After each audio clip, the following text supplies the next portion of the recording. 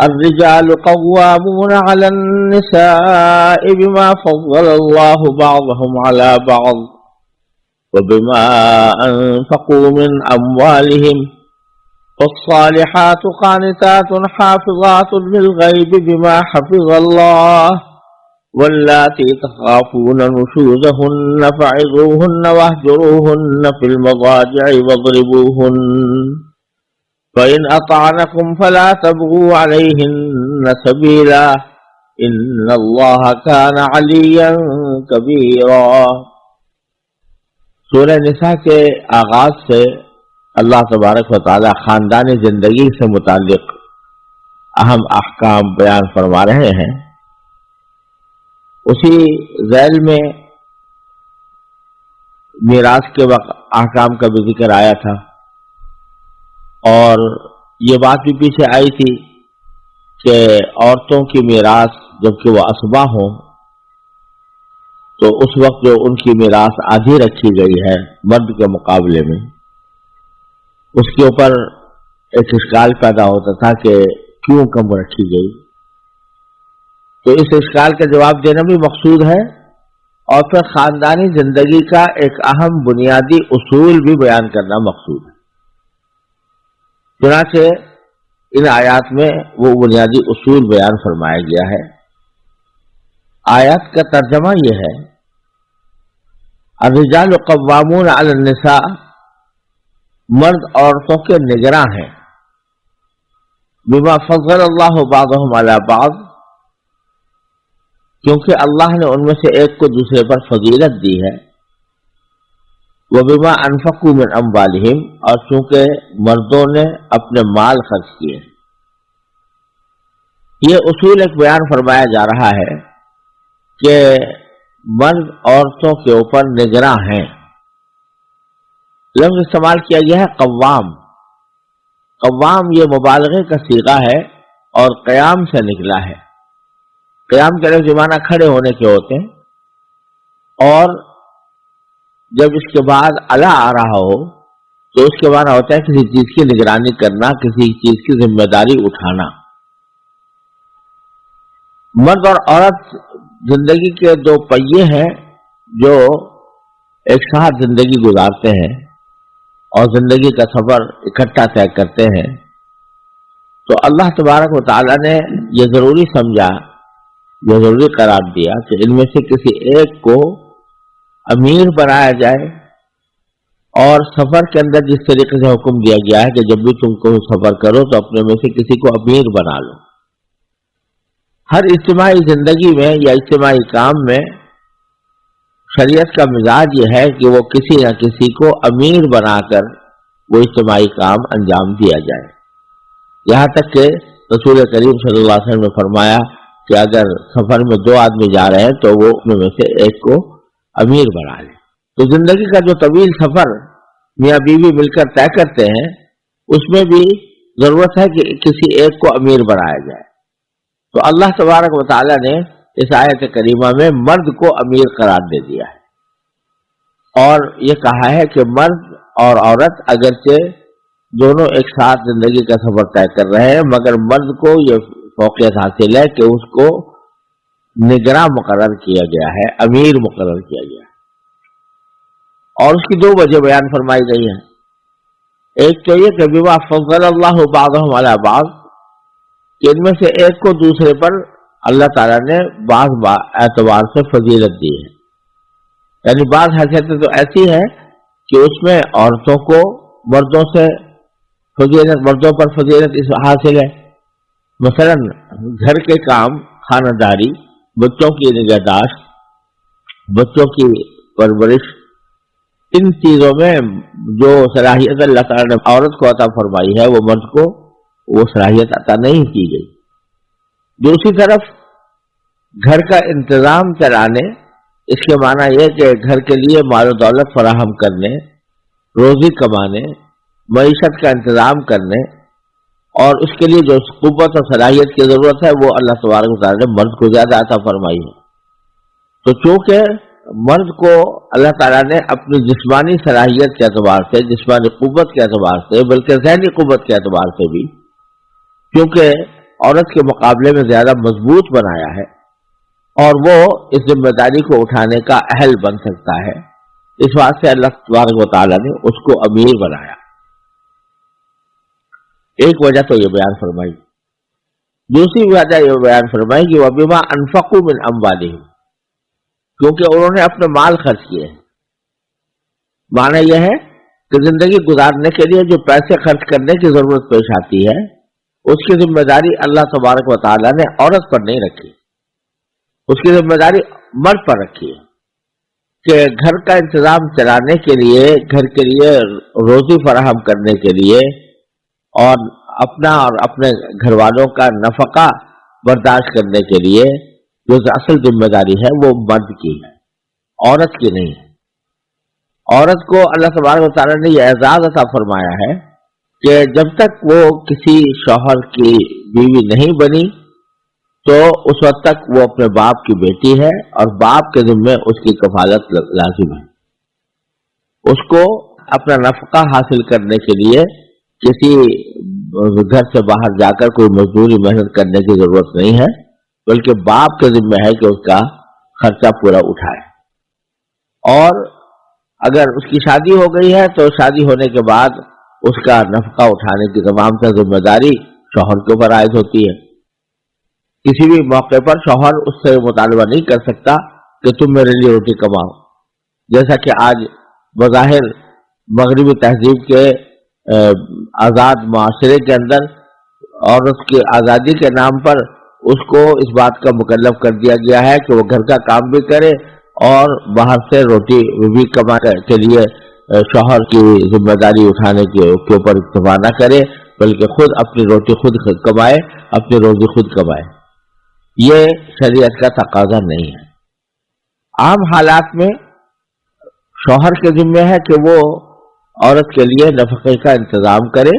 اور روزی کمانے کا تمام تر کام وہ خود اٹھائے، اس کی ذمہ داری اس کی عائد ہوتی ہے۔ تو یہ جو کہا فرمایا گیا کہ بِمَا أَنفَقُوا مِنْ أَمْوَالِهِمْ، تو اس میں ایک معاملہ تو یہ ہے کہ روزی کمانے کی تمام تر ذمہ داری مرد پر عائد ہوتی ہے، عورت پر عائد نہیں ہوتی، الا یہ کہ خاص حالات ہوں جس کے میں کسی عورت کا نہ کوئی باپ ہو، نہ بھائی ہو، نہ شوہر ہو، تو ایسی صورت میں عورت کے لیے بھی بے شک اس کو بعض اوقات کمانا پڑتا ہے، لیکن ایسی صورتیں عام حالات میں پیش نہیں آتی۔ یہ ایک نادر صورتیں ہیں، استثنائی صورتیں ہیں جن کے اوپر کوئی حکم نہیں لگایا جاتا۔ عام حالات میں مرد ہی پیسے خرچ کرتے ہیں اور وہی مرد پیسوں کا انتظام بھی کرتے ہیں۔ اسی سے اس اشکال کا بھی جواب ہو گیا جو میراث کے سلسلے میں پیش آیا تھا کہ میراث اسبات میں سے اگر مرد ہے تو اس کو دگنا ملتا ہے اور عورت ہے تو اس کے مقابلے میں گہرا ملتا ہے، یا عورت کا حصہ مرد سے آدھا ہے۔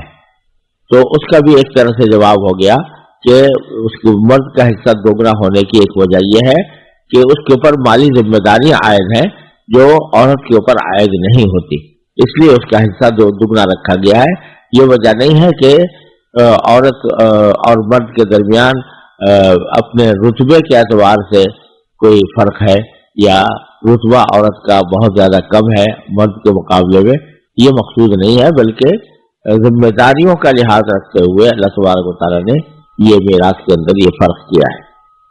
یہاں یہ بھی یاد رکھنا چاہیے کہ میراث کا یہ فرق صرف اسباب کی حد تک ہے۔ ضمن الفروض میں جن عورتوں کے حصے اللہ تعالیٰ نے مقرر کر دیے ہیں اس میں آدھے اور پورے کا کوئی تصور نہیں ہے۔ جیسے کہ اگر کسی شخص کی ماں کا انتقال ہو، کوئی شخص اپنی ماں کو چھوڑ کر جائے تو ماں کو چھٹا حصہ ملتا ہے، اور باپ چھوڑ کر جائے تو اس کو بھی چھٹا حصہ ملتا ہے۔ تو ماں اور باپ کے درمیان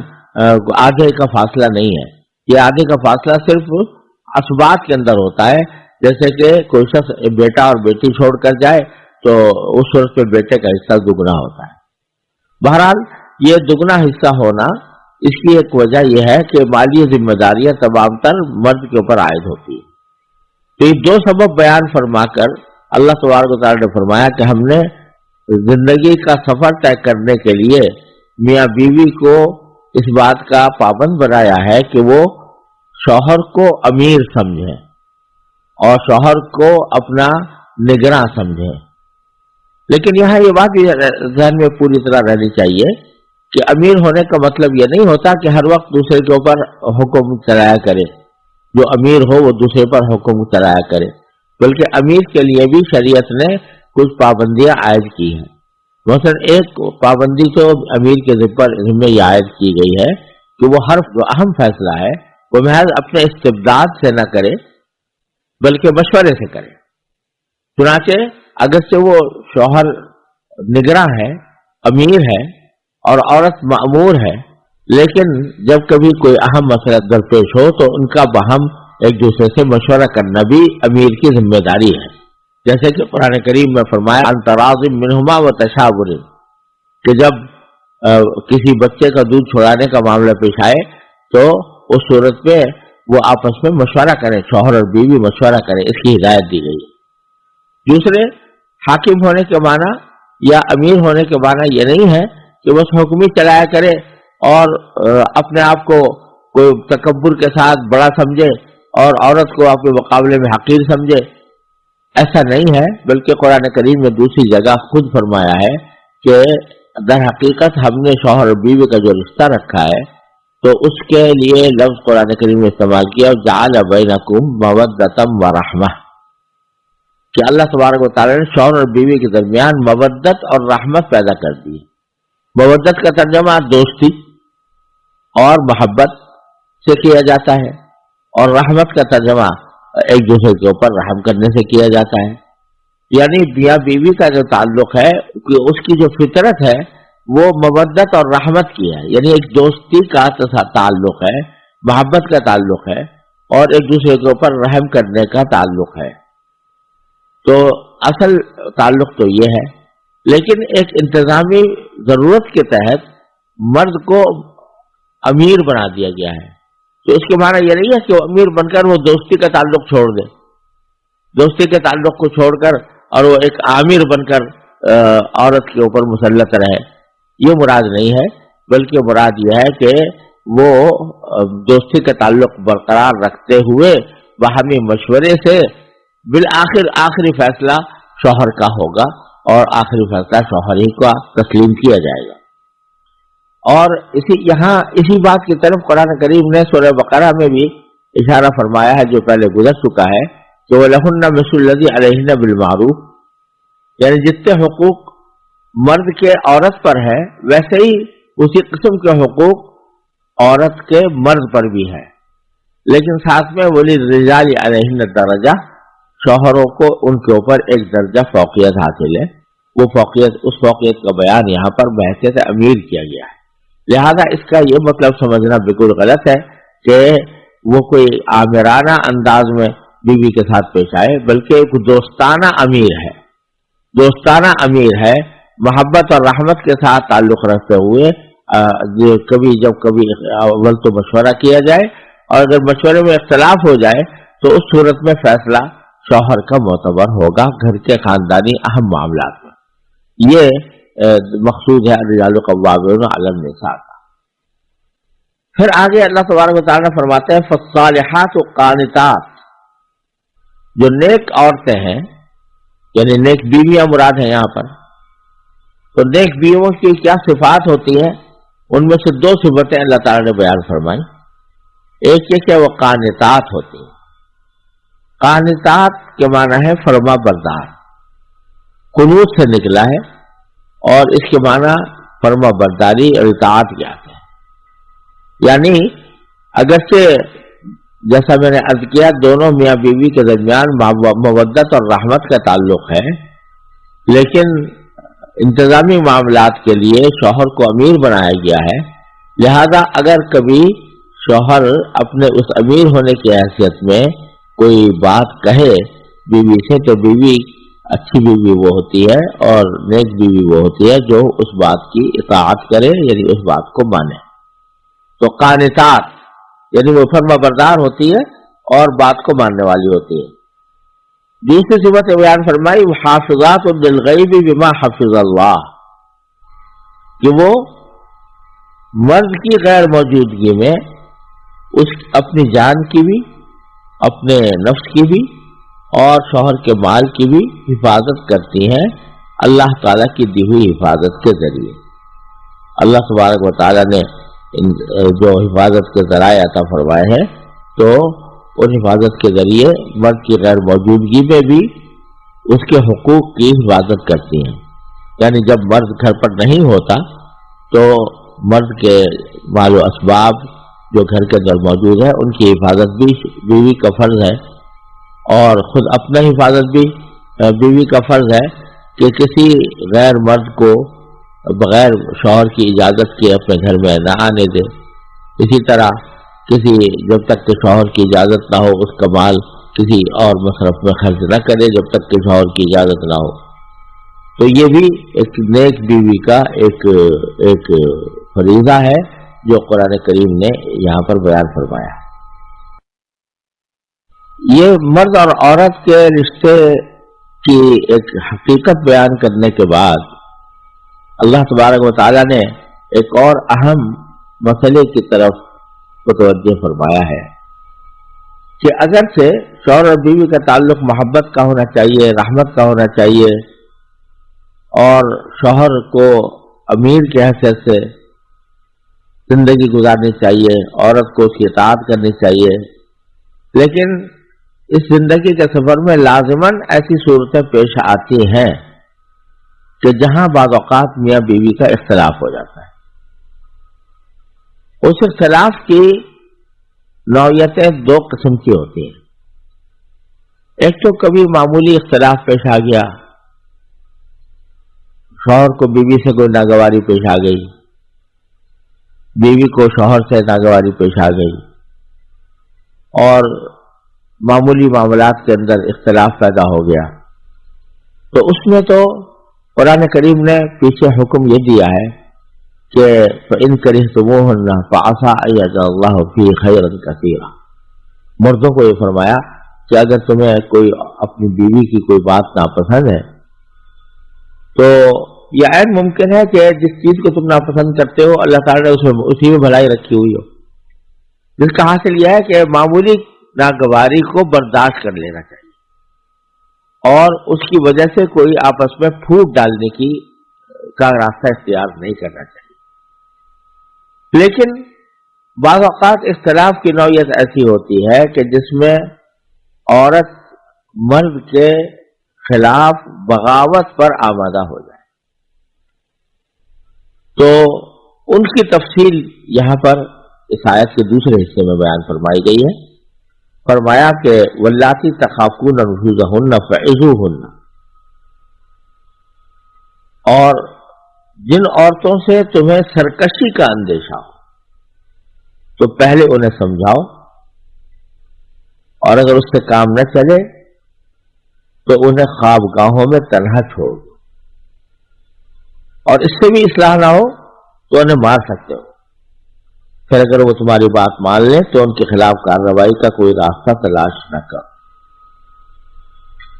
اور یاد رکھو کہ اللہ تبارک و تعالیٰ سب کے اوپر اور سب سے بڑا ہے، ان اللہ کان علیا کبیرا۔ اس میں پہلی بات یہ سمجھنے کی ہے کہ لفظ استعمال کیا قرآن کریم نے نشوز کا، کہ اگر بیویوں سے تمہیں نشوز کا اندیشہ ہو۔ نشوز معمولی قسم کی کسی غلطی کو نہیں کہتے، کسی سے کوئی معمولی غلطی سرزد ہو گئی تو اس کو نشوز نہیں کہا جاتا۔ نشوز کے معنی ہے سر ابھارنا، لفظی معنی یہ ہے ایک طرح سے بغاوت کرنا، یعنی ایسی سرکشی کہ جو بغاوت کی حد تک پہنچتی ہو۔ اگر بیوی سے اس بات کا اندیشہ ہو کہ وہ ایسی سرکشی اختیار کرے گی جو بغاوت تک پہنچنے والی ہے، اس کے معنی ہے کہ وہ کھلم کھلا شوہر کی نافرمانی اور شوہر کی مرضی کے بالکل خلاف، جائز مرضی کے بالکل خلاف زندگی گزارنا چاہتی ہے۔ اس نے فرض کرو کہ دوسروں سے دوستیاں گانٹ لی ہے وغیرہ، تو اس صورت میں کیا کرنا چاہیے؟ اللہ تبارک و تعالیٰ نے اس کے 3 درجے بیان فرمائے۔ پہلا درجہ یہ ہے کہ تم ان کو نصیحت کرو، انہیں سمجھاؤ، عظوہن یعنی نرمی سے سمجھاؤ. ابھی سختی کا مرحلہ نہیں آیا، نرمی ہی سے سمجھاؤ. لیکن اگر اس سے بھی کام نہ چلے تو پھر دوسرا طریقہ ایک بڑی نفسیاتی سزا کا ہے کہ واہجروہن فی المضاجع، یعنی ان کو خواب گاہوں میں تنہا چھوڑ. کیا مانا کہ عام طور سے میاں بیوی ایک ہی کمرے میں رات گزارتے ہیں، ایک ہی کمرے میں سوتے ہیں اور ایک دوسرے کے ساتھ بعض اوقات ایک ہی بستر پر دونوں رات گزارتے ہیں، بعض اوقات بستر الگ ہو تب بھی ایک کمرے میں ہوتے ہیں. یہ ایک شوہر اور بیوی کا ایک فطری طریقہ ہے. لیکن جب عورت جو ہے وہ سرکشی پر آمادہ ہو گئی ہو، ایسی سرکشی پر آمادہ ہو گئی ہو کہ جو نافرمانی کی حد تک پہنچتی ہے اور اس کی باوجود تربیت سے سمجھانے کی اصلاح نہیں ہوئی، تو پھر دوسرا طریقہ یہ بتایا گیا ہے کہ ان کے بسترے الگ کر دو، یعنی ان کے ساتھ مت سو، دوسرے کمرے میں سو. ان کے بستر پر مت سو، دوسرے بستر پر سو، دوسرے کمرے میں سو. یہ ایک بہت بڑی نفسیاتی سزا ہوتی ہے ایک عورت کے لیے کہ جو شوہر مستقل اس کے ساتھ سو رہا تھا وہ ناراض ہو کر کسی دوسرے کمرے میں جا کر سونے لگا. اگر طبیعت میں شرافت ہوتی ہے تو یہ سزا بھی بہت بڑی سزا سمجھ کر عورت عموماً جو نافرمانی کا راستہ اختیار کیے ہوئے تھی وہ راہ راست پر آ جاتی. لیکن اگر ان دو طریقوں سے بھی کامیابی حاصل نہ ہو اور برابر وہ سرکشی اختیار کیے رہے، اور جیسا میں نے عرض کیا سرکشی سے مراد یہ نہیں ہے کہ وہ کسی جائز مطالبے کے اوپر اصرار کر رہی ہے. کسی جائز مطالبے پر اصرار کرنا یہ کوئی سرکشی کی بات نہیں ہوتی، لیکن سرکشی کا معنی یہ ہے کہ ایک شوہر کے جائز مطالبے کو نظر انداز کر کے بجائے اس کو ماننے کے بغاوت پر اتر آئی ہو. تو اس صورت میں تیسرا مرحلہ یہ ہے کہ اس کو مار بھی سکتے ہو. لیکن مارنے کی تفسیر رسول کریم صلی اللہ علیہ وسلم نے ایک حدیث میں بیان فرمائی کہ ایسی مار کہ جو تأدیب والی ہو، تکلیف پہنچانے والی نہ ہو. تکلیف پہنچانے والی مار نہیں، تأدیب والی مار. تأدیب کا معنی یہ ہے کسی کو ادب سکھانا. ادب سکھانے والی مار ہو، اس کو تعذیب والی نہ ہو، تکلیف دینے والی نہ ہو. بعض روایتوں میں اس کا یہ بیان بھی آیا ہے کہ اس کا ایسی ہو کہ جس کا کوئی نشان نہ پڑے،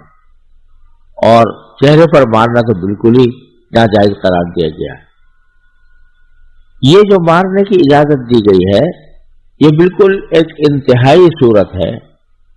ایک ایسی ایکسٹریم صورت ہے کہ جس کے اندر اصلاح کا کوئی اور راستہ برقرار نہ رہا ہو، تب بھی ان حدود و قیود کے ساتھ اجازت دی گئی ہے. اور اس سلسلے میں ایک حدیث بھی مفسرین نے بیان کی ہے اور امام بہقی رحمۃ اللہ علیہ نے بھی روایت کی ہے کہ ایک مرتبہ حضرت سعد بن ربیع کی اہلیہ جو محمد بن سلمہ کی بیٹی تھی، ان کے اور ان کے شوہر کے درمیان اختلاف ہو گیا. تو اس میں شوہر نے یعنی سعد بن ربیع نے اپنی اہلیہ کو تماچا مار دیا. یہ جو اہلیہ تھیں یہ نبی کریم صلی اللہ علیہ وسلم کے پاس حاضر ہوئی اور شکایت کی کہ میرے شوہر نے مجھے تماچا مارا ہے. تو رسول کریم صلی اللہ علیہ وسلم نے شروع میں اہلیہ سے کہا کہ چونکہ انہوں نے تمہیں تکلیف پہنچائی ہے لہذا شریعت کے حکم کے مطابق تم بھی اتنی ہی تکلیف ان کو پہنچا سکتی ہو، قصاص لے سکتی ہو. لہذا اس کے معنی یہ ہے کہ انہوں نے تمہیں تماچا مارا تھا تو تم بھی تماچا مار سکتی ہو. یہ شروع میں آپ نے یہ حکم دیا، لیکن فرمایا کہ میں اللہ تعالیٰ کی طرف سے وحی کا انتظار کرتا ہوں. پھر جب وحی آئی اور یہ آیت قریب نازل ہوئی تو اس کے بعد مارنے کی اجازت دی گئی. اجازت بے شک دی گئی اور ان حالات میں دی گئی اور ان حدود و قیود کے ساتھ دی گئی، لیکن साथ ही रसूल करीम सल्लल्लाहु अलैहि वसल्लम की ऐसी अहादीस बहुत ज्यादा है जिनमें मारने की आपने मुसम्मत बयान फरमाई। आपने सारी जिंदगी कभी किसी खातून पर हाथ नहीं उठाया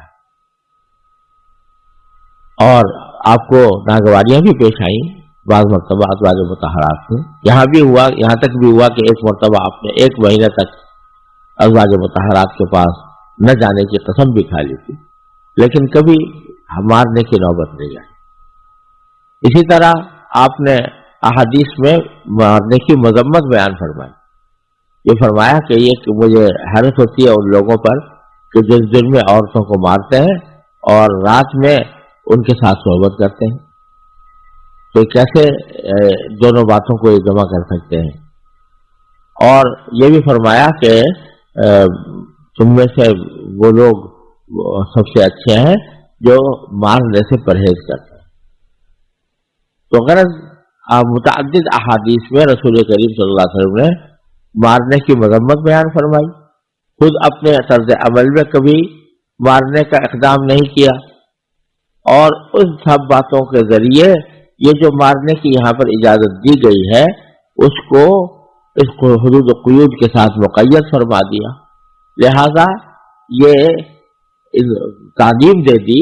कि अगरचे बहुत ही इंतहाई हालात में महदूद पैमाने पर मारने की इजाजत भी है,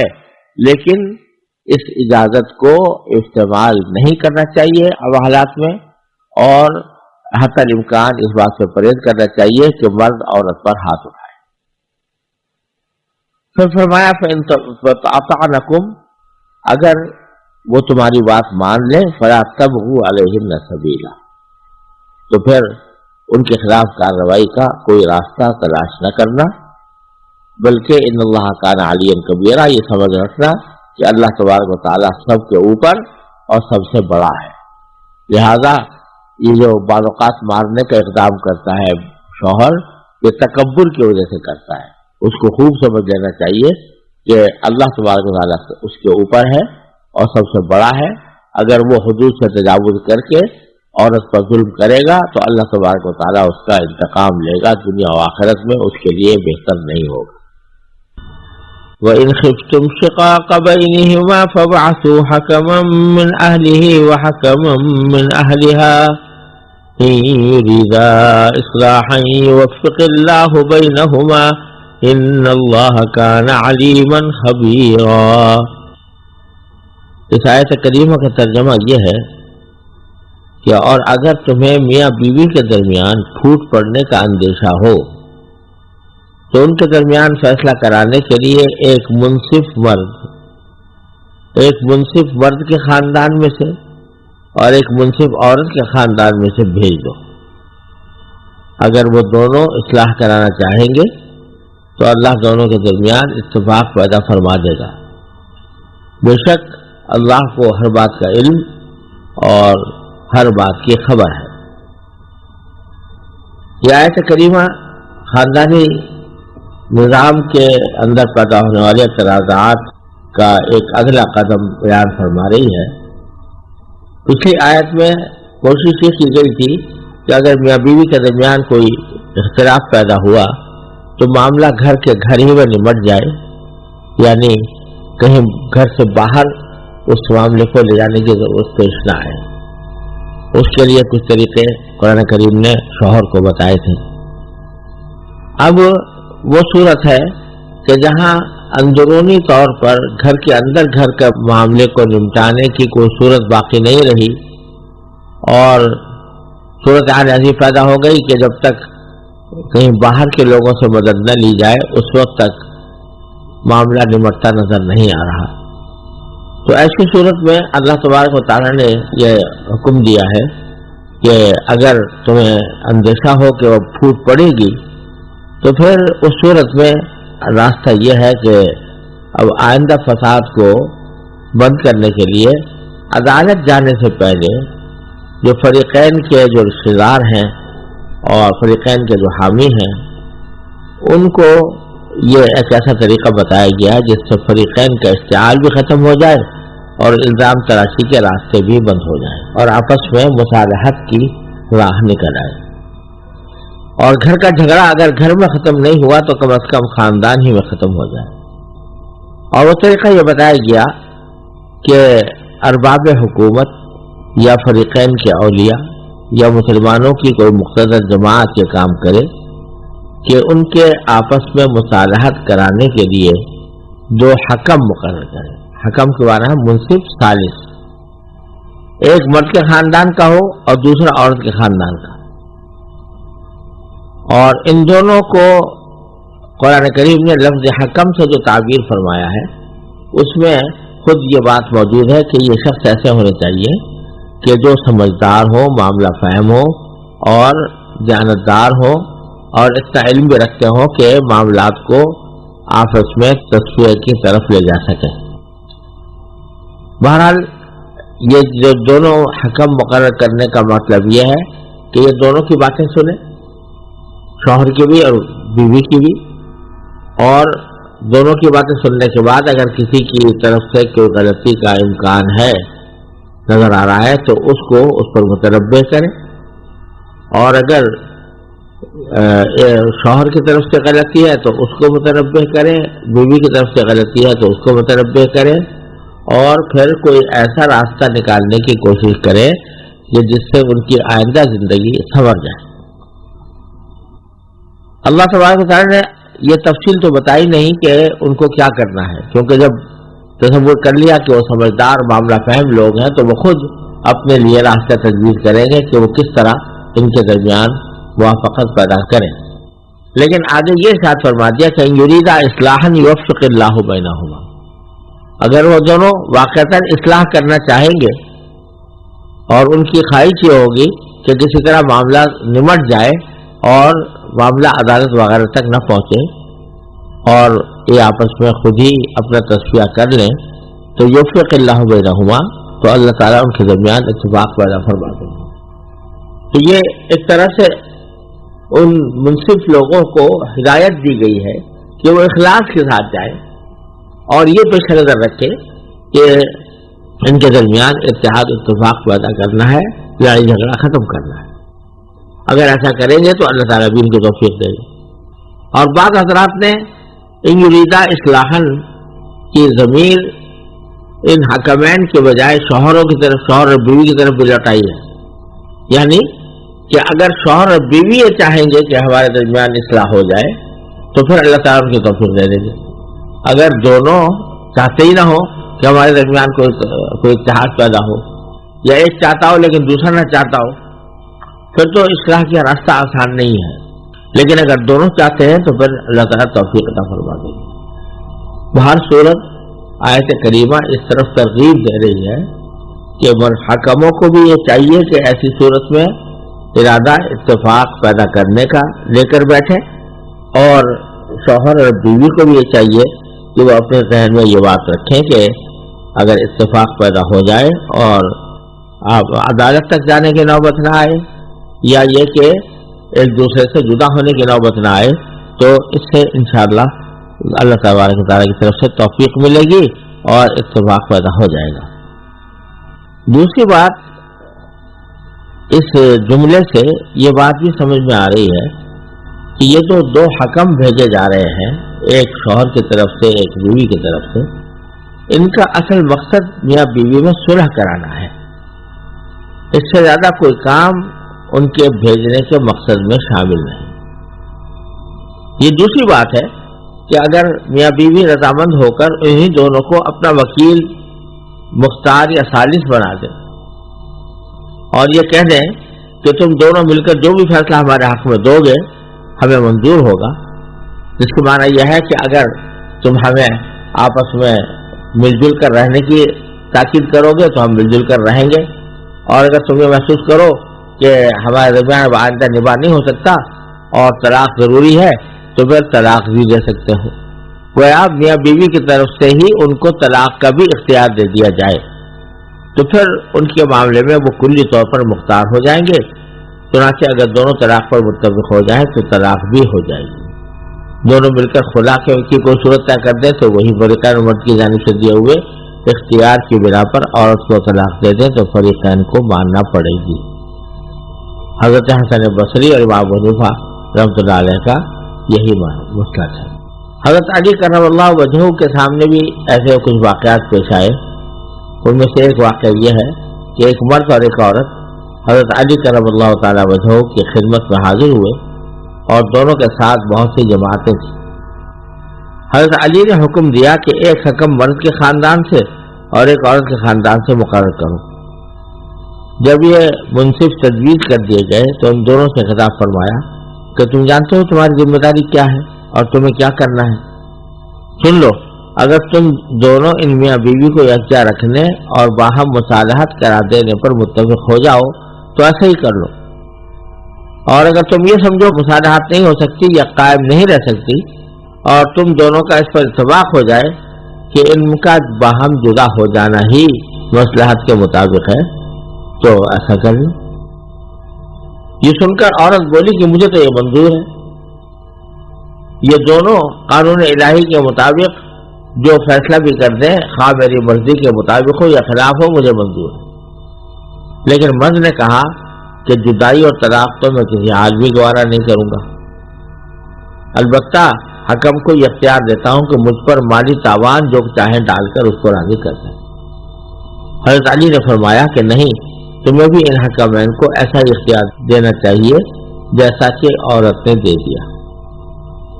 اس واقعے سے بعض ائمہ مجتہدین نے، مثلا امام مالک نے، یہ مسئلہ اخذ کیا کہ ان حکمین کا بااختیار ہونا ضروری ہے، یعنی چاہے میاں بیوی نے ان کو اختیار دیا ہو یا نہ دیا ہو، جب ایک مرتبہ حکم بنا دیا گیا تو اب ان کو دونوں قسم کے اختیار ہوں گے، چاہیں تو ان کے نکاح کو باقی رکھیں،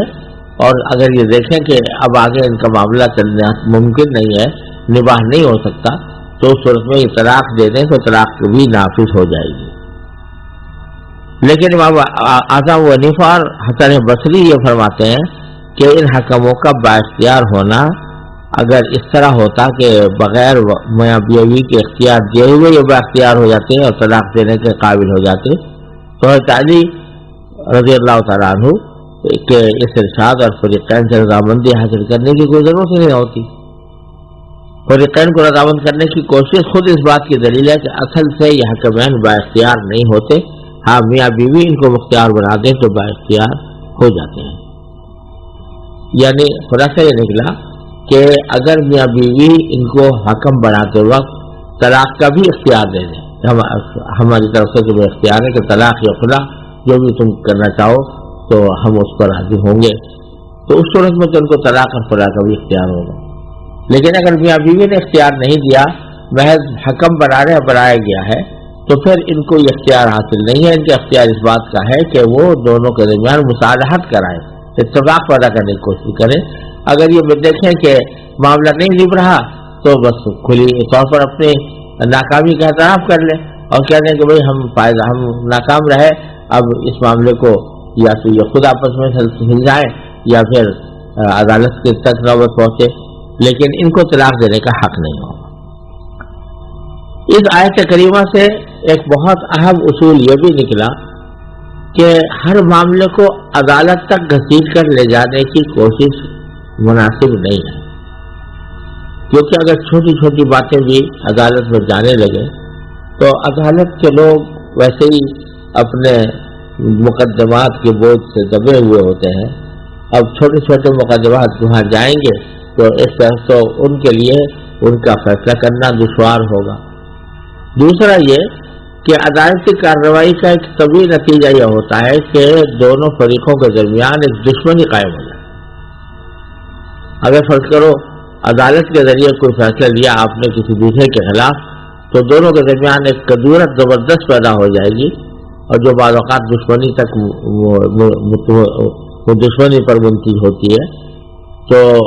اس دشمنی کا ایک رکھنا کوئی اچھی بات نہیں ہے۔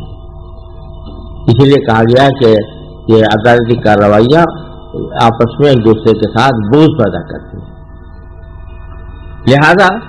اس آیت کریمہ نے ایک راستہ یہ دکھا دیا کہ بجائے اس سے کہ ہر معاملے کو عدالت میں لے جایا جائے، صرف میاں بیوی کا معاملہ نہیں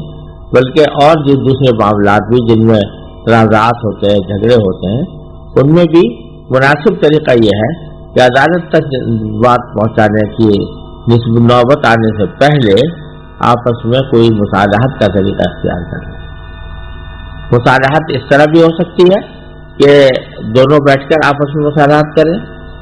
اور اس طرح بھی ہو سکتی ہے کسی کو اپنا ثالث بنا لیں اور ثالث بنا کر اس سے فیصلہ کرائیں، اور یہ بھی ہو سکتی ہے کہ کسی ایسے فارمولے پر کوئی شخص ان کو متفق کر دے کہ جس میں دونوں کی رضامندی شامل ہو جائے اور جس کے نتیجے میں باہمی سمجھوتا آسان ہو جائے۔ یہ طریقہ کرنا زیادہ بہتر ہے بنسبت اس کے کہ ہر بات کو عدالت کے سپرد کر دیا جائے اور وہاں جا کر لڑائی لڑی جائے۔ وَاعْبُدُوا اللَّهَ وَلَا تُشْرِكُوا بِهِ شَيْئًا وَبِالْوَالِدَيْنِ إِحْسَانًا وَبِذِي الْقُرْبَى وَالْيَتَامَى وَالْمَسَاكِينِ والجار ذي القربى والجار الجنب والصاحب بالجنب وابن السبيل وما ملكت أيمانكم إن الله لا يحب من كان مختالا فخورا۔ اس آیت کریمہ کا ترجمہ یہ ہے، اور اللہ کی عبادت کرو اور اس کے ساتھ کسی کو شریک نہ ٹھہراؤ، اور والدین کے ساتھ اچھا سلوک کرو، نیز رشتہ داروں، یتیموں، مسکینوں، قریب والے پڑوسی اور دور والے پڑوسی، اور ساتھ بیٹھے یا ساتھ کھڑے ہوئے شخص اور راہگیر کے ساتھ اور اپنے غلام باندیوں کے ساتھ بھی اچھا برتاؤ رکھو۔ بے شک اللہ کسی اترانے والے شیخی باز کو پسند نہیں کرتا۔ یہ آیت سورہ نساء کی آیت ہے اور آیت نمبر 35 ہے، اور اس کے اندر اللہ تبارک و تعالی نے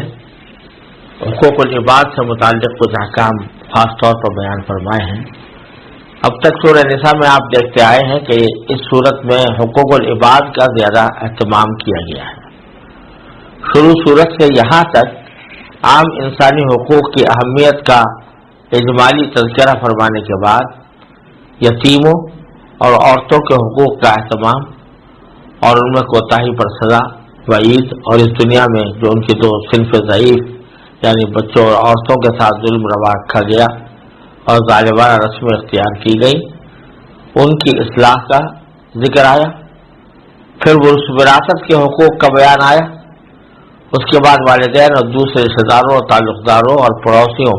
اور عام انسانوں کے حقوق کا تفصیلی بیان اس آیت میں اللہ تبارک و تعالی نے فرمایا ہے۔ اور چونکہ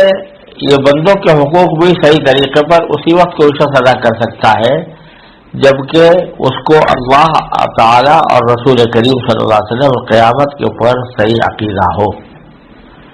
کیونکہ جس کو اللہ پر ایمان ہی نہیں، یا جس کو اس بات کی فکر نہیں ہے کہ کسی دن اللہ تبارک و تعالیٰ کے سامنے جا کر جواب دہ ہونا ہے، تو وہ بندوں کے ساتھ بھی اپنے معاملات کو درست رکھنے کی فکر نہیں کرتا، حقوق العباد بھی ظاہر کرتا ہے۔ اس واسطے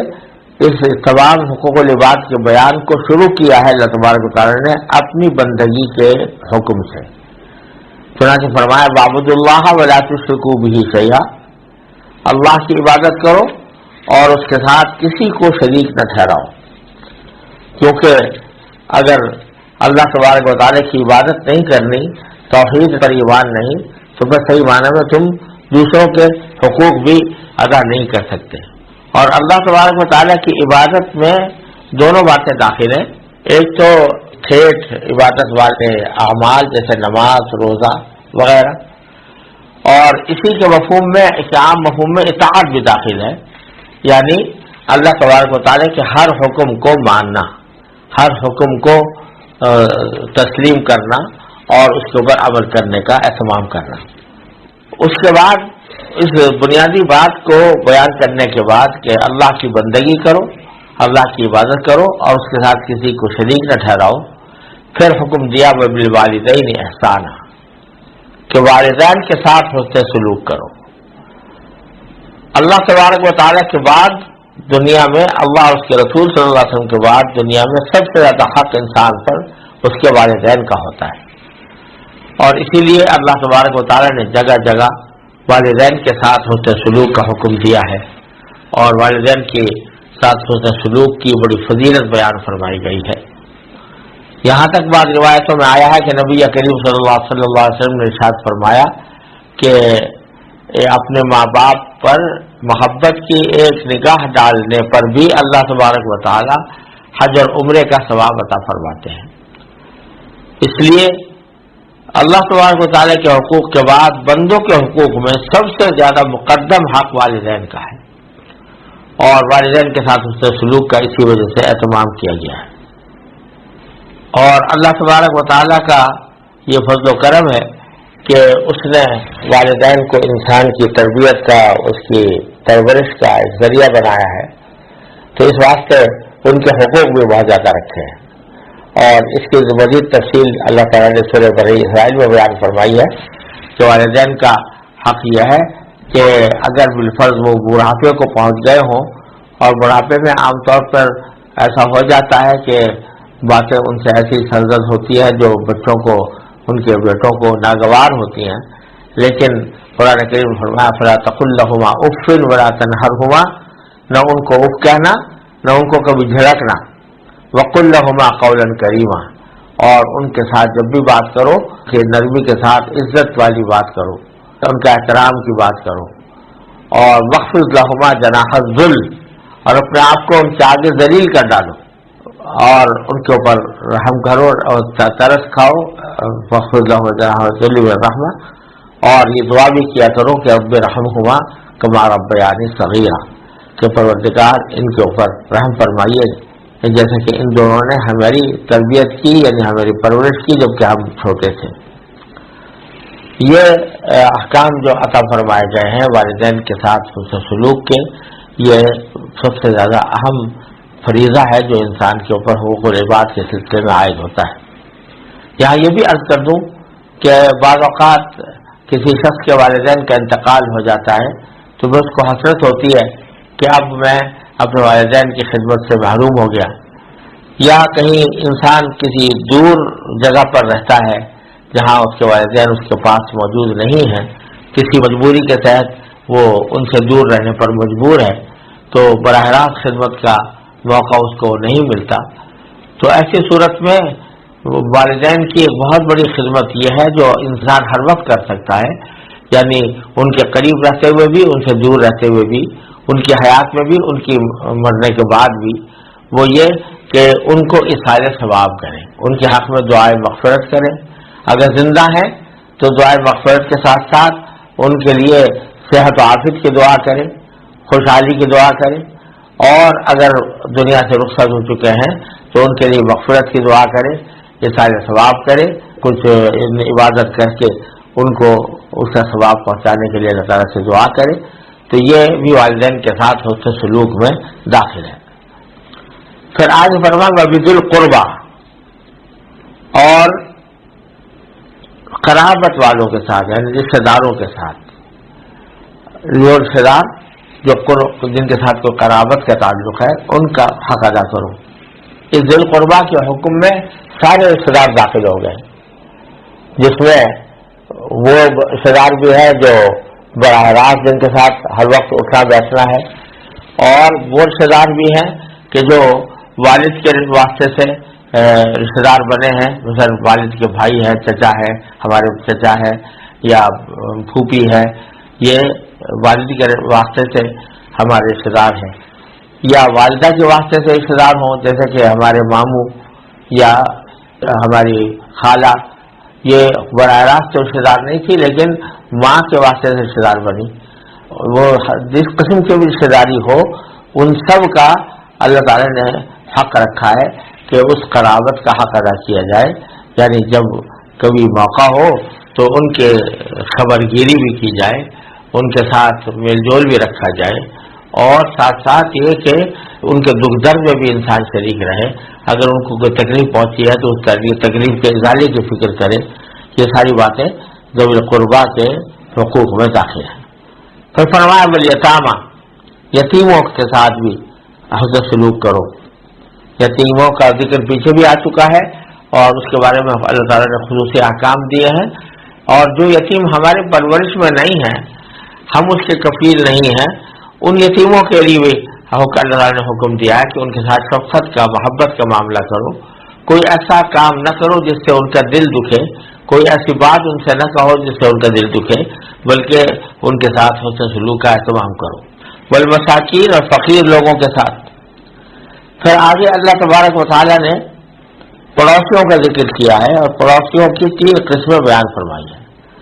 ایک کو بالجار ذی القربہ کہا ہے، دوسرے کو بالجار الجنب، اور تیسرے کو والصاحب بالجنب. تینوں کو پڑوسی سے تعبیر کیا جا سکتا ہے، لیکن پہلی قسم جو ہے الجار ذی القربہ، اس کے معنی یہ ہے کہ ایک پڑوسی ایسا ہے کہ جو پڑوسی بھی ہے اور رشتے دار بھی ہے. تو اس کے 2 حق ہو گئے، ایک رشتے داری کی وجہ سے اور ایک پڑوسی ہونے کی وجہ سے، اس کا ڈبل حق ہو گیا. تو وہ سب سے پڑوسیوں میں سب سے مقدم وہ ہے کہ جو پڑوسی بھی ہو اور ساتھ ساتھ رشتے دار بھی ہو. پھر دوسرا فرمایا والجار جنوب، یعنی وہ پڑوسی جو ذرا دور کا ہو، اور مطلب یہ کہ اس کا مکان ضرور بے شک قریب ہے، لیکن اس کے اندر صرف یہ بات ہے کہ وہ پڑوسی ہے اور رشتے دار کا کوئی تعلق اس سے نہیں ہے. ایک تفسیر تو اس کی یہ ہے کہ الجار ذی القربہ سے مراد ہے وہ پڑوسی جو ساتھ ساتھ رشتے دار بھی ہو، اور الجار الجنب سے مراد ہے وہ پڑوسی جو رشتے دار نہ ہو، صرف پڑوسی ہو. اور بعض حضرات نے اس کی تفسیر یہ کی ہے کہ الجار ذی القربہ سے معنی قریب والا پڑوسی، یعنی جو جس کا گھر دروازہ بالکل دروازے سے ہمارے دروازے سے ملا ہوا ہو، اور جار الجنب وہ ہے کہ جو جس کا دروازہ بالکل ملا ہوا تو نہیں ہے، ایک آدھ گھر بیچ میں فاصلہ ہے، لیکن ہے پڑوسی. تو اس کو بھی اللہ تعالیٰ نے حق میں شامل فرمایا ہے. بہرحال چاہے یہ مراد ہو یا وہ مراد ہو، دونوں صورتوں میں ان کے حقوق بڑے اہم ہیں، اور پڑوسیوں کے ساتھ حسن سلوک کا خصوصی حکم دیا گیا ہے. اور ایک حدیث میں رسول کریم صلی اللہ علیہ وسلم کا یہ ارشاد مروی ہے کہ آپ نے فرمایا کہ جبریل علیہ السلام مجھے مسلسل پڑوسی کے حق کا اہتمام کرنے کی تاکید کرتے رہے، یہاں تک کہ مجھے اندیشہ ہوا کہ شاید یہ پڑوسی کو وارث بھی قرار دے دیں گے اور وارثوں میں شامل کر لیں گے پڑوسی کو. تو اس لیے اتنا پڑوسیوں کا حق ہے، اور پڑوسیوں کے حقوق میں یہ داخل ہے کہ ان کی خبر گیری کی جائے، ان کے ساتھ حسن سلوک کیا جائے، ان کے ساتھ اٹھنا بیٹھنے کی ضرورت پیش آئے تو وہ اس سے پرہیز نہ کیا جائے، اور پڑوسیوں کے حالات کا جائزہ لیتے ہوئے اگر ان کو کوئی تکلیف درپیش ہے تو تکلیف کا ازالہ کرنے کی کوشش کی جائے. یہ ساری باتیں پڑوسیوں کے حقوق میں داخل ہیں. تیسری قسم جس کا ذکر کیا گیا ہے اور وہ بڑی ہی نازک بات ہے، اس کو قرار دیا ہے صاحب بالجنب، یعنی عارضی پڑوسی. عارضی پڑوسی کا مطلب یہ ہے کہ وہ شخص ہے جو عارضی طور پر تھوڑی دیر کے لیے ساتھی بن گیا. مثلا سفر کے دوران آپ کے ساتھ بیٹھا ہو یا کھڑا ہو، یا کسی مجلس یا کسی لائن میں لگے ہوئے اپنے پاس ہو، وہ بھی ایک طرح کا پڑوسی ہے. یا ایک ہوٹل میں آپ قیام پذیر ہیں اور آپ کے کمرے کے ساتھ دوسرا کمرہ میں کوئی دوسرا آدمی ٹھہرا ہوا ہے، وہ پڑوسی ہے. تو وہ صاحب بالجنب بھی، اس کے ساتھ بھی اچھے برتاؤ کی تاکید فرمائی گئی ہے. اور یہ فرمایا گیا ہے کہ اگرچہ اس کا تمہارے ساتھ رابطہ بہت تھوڑا سا ہے، تھوڑی دیر کا ہے، جب تک سفر ہے جب تک ساتھ ہے، سفر ہونے کے بعد جدا ہو جائیں گے، لیکن اس سفر کے تھوڑے سے ساتھ کے اندر بھی تمہارا اس کے ساتھ سلوک ایسا ہونا چاہیے کہ وہ اس کے دل پر ایک نقش چھوڑ کر جائے. ایسا نہ ہو کہ یہ سوچ کر کہ تھوڑی دیر بعد ہم جدا ہونے والے ہیں، اگر ان کو چاہے تھوڑی تکلیف پہنچا دے تو کچھ ہو جاتا نہیں. یہ خیال بڑا غلط ہے اور یہ غیر انسانی خیال ہے. بلکہ اس کے ساتھ تھوڑی دیر کے لیے بھی جو شخص ساتھ ہو رہا ہے تو اس کی بھی کوئی سہولت کا راحت کا اہتمام کرنا چاہیے. اسی میں یہ بات بھی داخل ہے کہ جیسے اگر ہم کسی بس میں یا کسی ٹرین میں، ریل گاڑی میں سفر کر رہے ہوں اور وہاں پر ہمیں ایک آدمی کو بیٹھنے کی اجازت ہے، تو اگر ہم اس میں زیادہ جگہ گھیر کر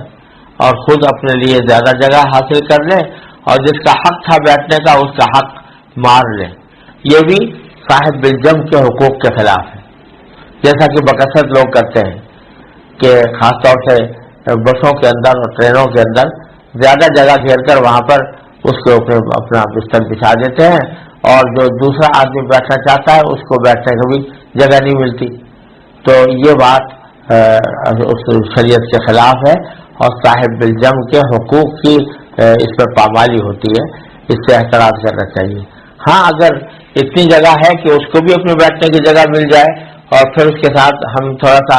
کشادہ ہو کر کھل کر بیٹھ جائیں تو پھر بے شک ایسا کرنے میں کوئی مذاقہ نہیں ہے. لیکن جبکہ اس کو تو بیٹھنے تک کی جگہ میسر نہیں اور آپ نے اپنے لیے لیٹنے کی جگہ بنا لی، تو یہ ایسی جگہوں پر کرنا درست نہیں ہے جہاں سیٹیں باقاعدہ لیٹنے کے لیے ریزرو نہیں کی جاتی. تو صاحب بالجم کے حقوق کا بھی قرآن کریم نے بڑا اہتمام فرمایا. اور پھر اس سے بھی آگے بڑھ کر فرمایا وابن السبیل، راہگیر، مسافر،